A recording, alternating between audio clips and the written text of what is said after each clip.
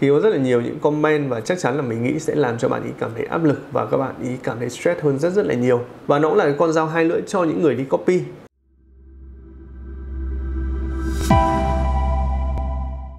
Chào mừng các bạn quay trở lại với Em Invest, mình là Minh. Và trong video ngày hôm nay thì mình sẽ dành thời gian để ngồi lại cùng với các bạn review một cái tài khoản copy trade của một cái bạn chủ tài khoản là người Việt Nam. Ở trong thời điểm đỉnh cao nhất thì cái tài khoản này đã có cái số người copy và số tiền copy theo bạn ý lên đến là khoảng 1,6 triệu đô la Mỹ. Và cái mức độ tăng trưởng tài khoản nó đâu ấy lên đến là khoảng hơn 4.500% so với cái số tiền ban đầu. Tuy nhiên thì sau đấy chúng ta sẽ có những cái gì là một cái điều mà rất ít khi những cái người mà copy ngờ đến. Đấy chính là tài khoản này lao dốc và ở trong tình trạng thua lỗ đến 70 đến 90%. Hay nói một cách khác thì nhiều người đã cho rằng cái tài khoản này đã bị cháy và thậm chí là có nhiều cái tin đồn là cái tài khoản này đã bị bán đi và cái người chủ tài khoản đã không còn đánh và trade trên tài khoản này nữa. Vậy thì tại sao mình làm cái video này? Bởi vì mình thấy có rất là nhiều bạn hỏi câu chuyện về copy trade. Và đối với mình thì cái bạn trader này là một cái bạn trader trước đây cũng đã rất là giỏi và cũng đã rất là thành công.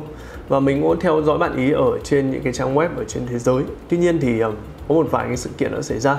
Thì đây là cái lý do mà mình muốn ngồi lại để cùng các bạn xem lại là ở trong những cái trường hợp đó tại sao những cái trader lớn cũng có những cái lúc bị sa chân và cũng có lúc mà bị thua lỗ và dẫn đến là khả năng cháy tài khoản nó rất là hiện hữu. Trước khi đến với video của chúng ta ngày hôm nay thì có một cái thông tin nữa mà mình lại nhận được từ một cái bạn member của Em Invest. Đấy là bạn mới tìm được một cái chương trình bonus của FXGT. Và cụ thể hơn thì đây là một cái chương trình bonus 25%. Và với cái chương trình này thì bạn sẽ không cần một cái điều kiện nào để nhận được cái bonus này. Bạn chỉ cần có một cái tài khoản ở trên FXGT và khi các bạn có một cái mức nạp tiền thì cái bonus sẽ được cộng trực tiếp vào tài khoản của các bạn. Và mình thì cũng check lại những cái thông tin này thì mình xem và mình thấy được FXGT thì có hỗ trợ khá là nhiều những cái cặp tiền để cho phân tích và hàng hóa và thậm chí là những cái loại tài sản mới ở bên crypto, ví dụ DeFi hay là NFT. Vậy thì nếu mà các bạn quan tâm đến việc những cái tài sản mới như là DeFi hay NFT mà chưa biết là tìm ở đâu thì các bạn thể tham khảo thêm ở FXGT. Ngoài ra thì FXGT cũng hỗ trợ cả MT4 và MT5. Tuy nhiên thì cái chương trình bonus này theo các bạn member của mình chia sẻ thì nó chỉ áp dụng cho MT5. Nên đây là một cái hạn chế khá là nhỏ đối với những bạn nào đã quen thuộc ở trên MT4.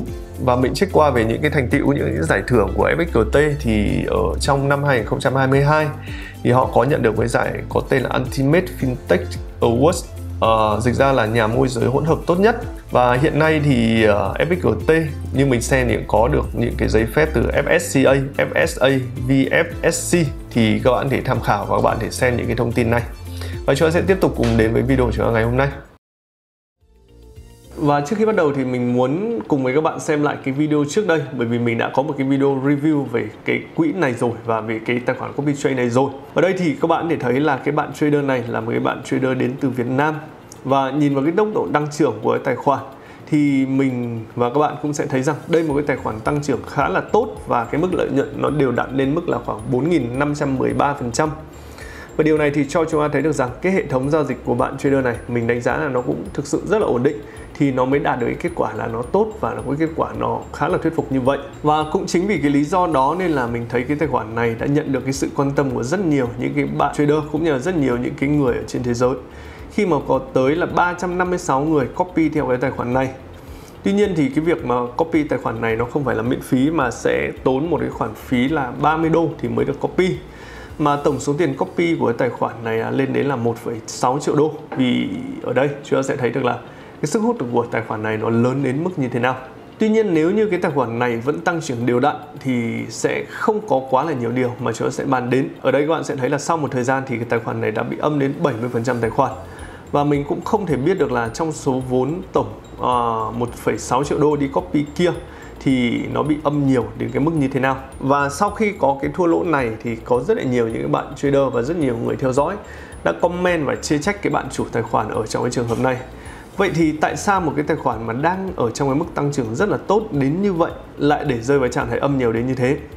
Thì có nhiều bạn cho rằng bạn trader này đã vào lệnh với cái số lot lớn đi kèm với đó là cái việc rời stop loss liên tục mà lại không chịu cắt lỗ.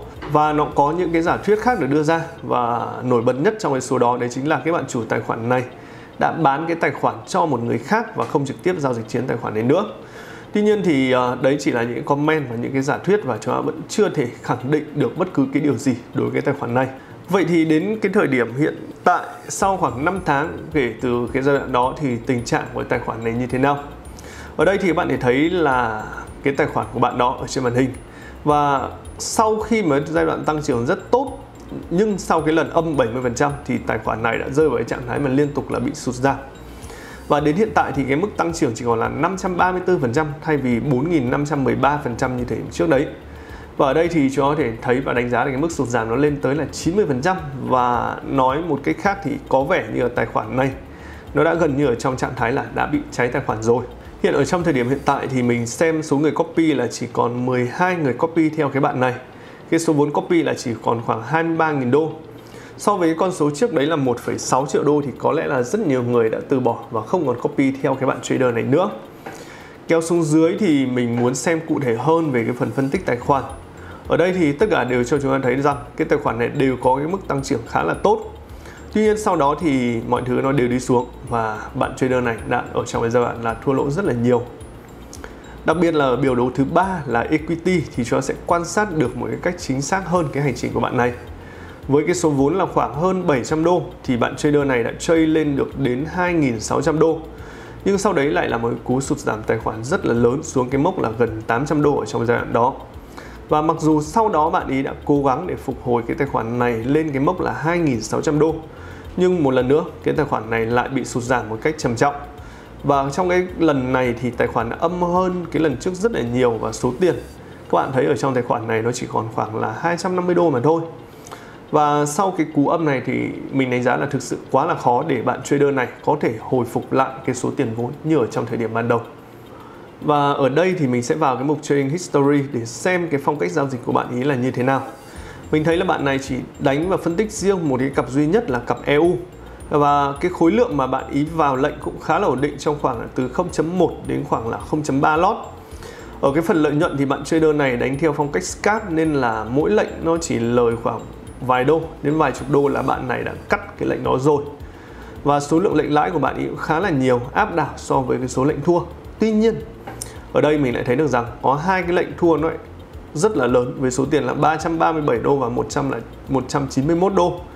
Mặc dù lệnh lãi của bạn ý về số lượng là nhiều nhá, nhưng mà chỉ so sánh với hai cái lệnh thua này thôi thì toàn bộ cái số tiền lãi của bạn ý đã bị bay mất và đã không còn ở trong cái giai đoạn này rồi. Mình xem tiếp sang cái trang lịch sử giao dịch thứ 2 thì ở đây mình thấy bạn ý vẫn có cái lệnh lãi với số lượng khá là nhiều, số lượng lệnh khá là nhiều nhá.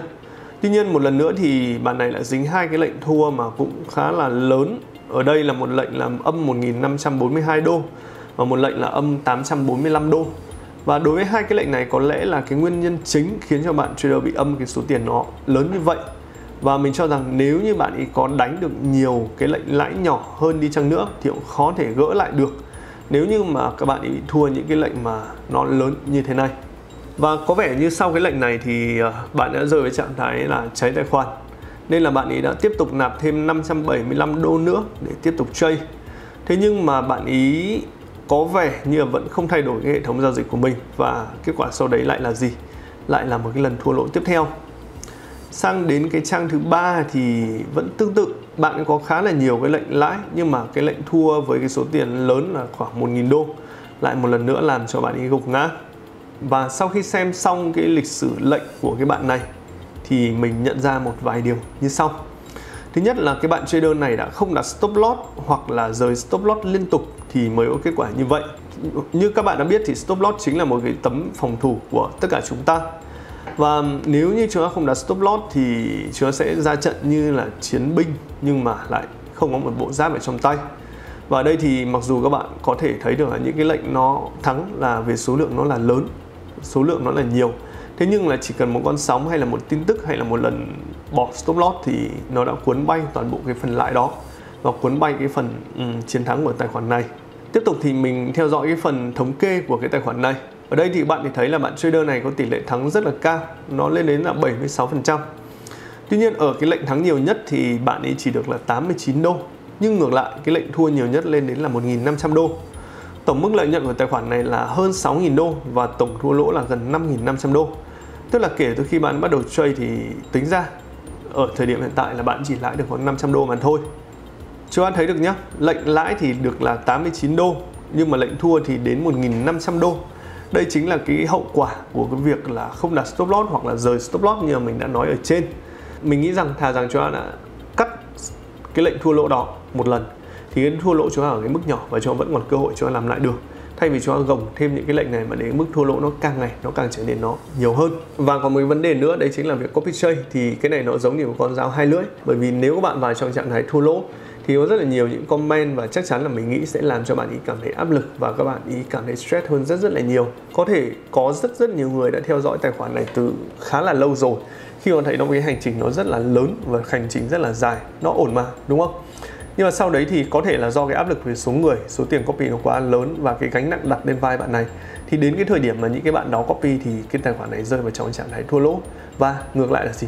Copy ngỡ tưởng rằng nó sẽ đem lại cái lợi nhuận như ở trong quá khứ thì cuối cùng nó lại đem lại là một cái mức độ thua lỗ khá là đáng kể.